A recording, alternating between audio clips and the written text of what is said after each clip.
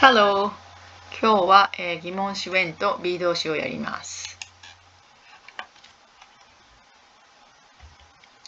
When is your birthday? 最初に疑問詞 when とその後に be 動詞 is、そして聞きたい名詞を最後に書きます。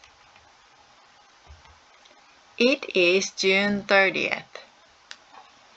主語 it を使います。そしてその後に be 動詞 is、そしてその後に日付を書きます。When is the school festival?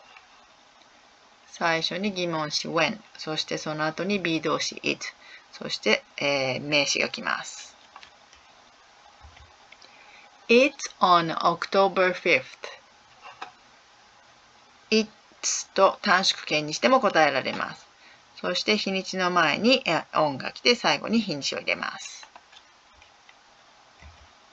When is the next game?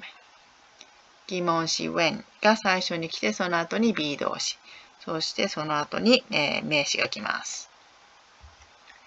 It is on November 25th. 主語 it で答えて be 動詞 is はそのまま使います。そしてその後に on が来ます。何回も繰り返し見て覚えてしまいましょう。それではまた。See you!